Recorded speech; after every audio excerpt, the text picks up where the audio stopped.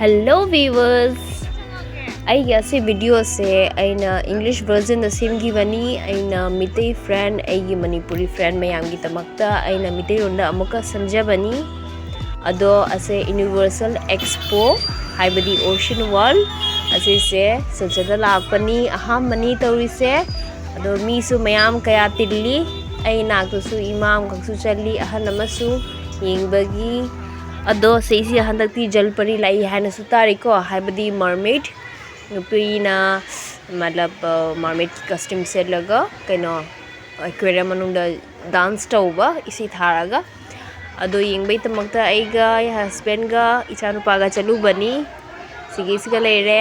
sisi nga macha design se mai se silver color oi ubada yam phajai sonana achouba ma leire ase se hak chawi nga se ado akoi sigadi uba kaya phangdaba ngani mayam su se photo lonari mi si yam tilli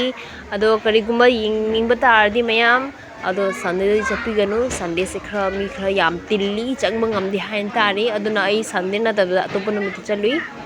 siga sunga atoba design gi leire ising se mathak te thadari mane ubada yam phajai sona su leiri banga sing se yam phajai sigi sina ne akhoi gi ubada ne lamna yengbada akhoi kaino shark mong mai su ure hai tari se pura muchin mu ne ingwe yam phajai moi lighting siga ne decoration ta se aquarium se hak chawi ko mayam do mayam ni leiri se am tanga nate varieties mayam ni nga thami sing se makhan makhan gi akhoi siga u phangda banga siga su leire nga macha khra se khra punna hapchen ba khra ado mayam jening ba tari ko se sigi ticket se mi madane lupa cham lobani ko mayam ado January gi date 6 pogdi leiri hain tari sisna color jawba orange color su jawri black su white su pura mix hoina mi myam su photo lonari sigi view se ado manung na chalaga last ki nakchalak koi matang duga akhoi gi kaino line ling nei ko mayam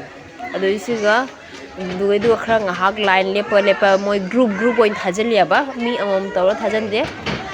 asing asi jam phaja gare ai yeng mai yam nungai machu siga color siga su jam phajari lao mayam manung chang se jing si si charupa ga iga leire charupa se akhoi su jum da nga macha khra thamjei aquarium da ado masu khra nga se jingwe jam pamjei nungai jei yam leire siga moi su ina siga photo jingbo photo nambo ina leire photo nammi su chanupa su harauri nga se jengaga masu noi aina pairu ana hairiba makhutsi mapane glass se pahainga mana kina jade asinga hak chaw ngani kari ngano dudi khangde sise sigi na tunnel loina ne glass na ne tunnel gi mong de si mi sai mong si jam phajai yingba swai view se tunnel mong se smain to ra changi wase ado se group oi thajal ni ko siga ne moi aham bagi group to loraga akoi se singa hangai hali lady akoi se thajal laga dumai group to ra thajal liba manung na mayam bhiro ramani aina mathak se pura glass se mani da mathak se ising su leiri nga su leiri se isiga nga ko thok pusu nungai ko mayam mind su khra fresh oi sumba se nga hak chato ko to di sandagi haji ms haji winter matam nina winter matam se khra chato pusu khra dum nungai do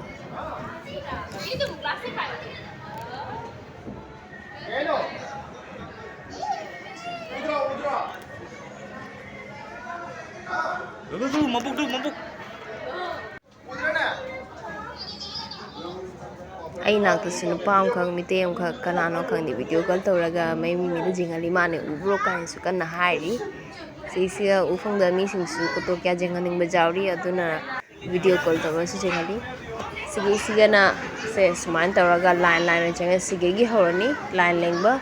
ado se manung se changaga line lengba sumoida siga moi security myam leiko sisi nupi nupa khaidoi nupa gi line ama nupi gi line ama amo ondai kha nungai re sumai nupi nupa khaidok bose makai noi ni manung jangaga mi bhiroi banina ne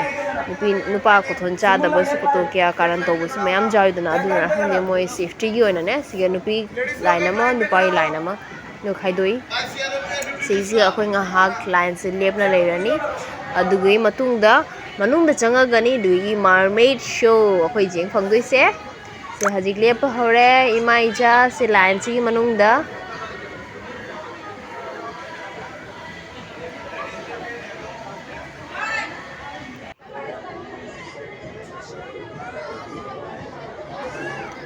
line se dum phanadi dum sangi ado kuina bude le phaude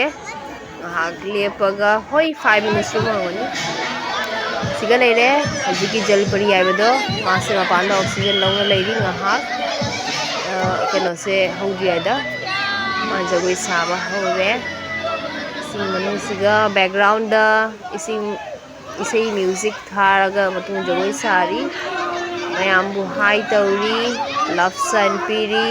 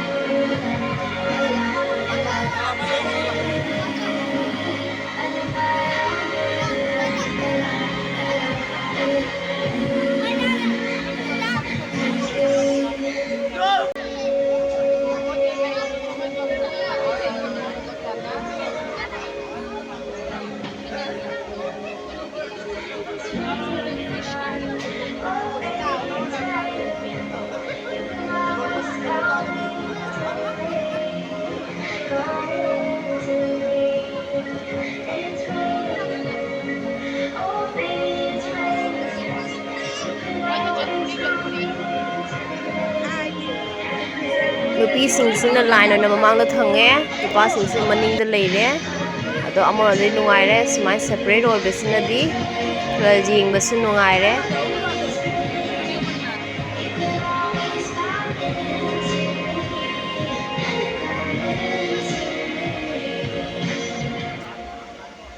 mayam family puraga laga yingbibasu jabani program se dum nungai bani ado nupa nupi khaidok bani na kaim tension shu oningai leita bani na ado la jingba jani sigai gi video se lese jage mayam thank you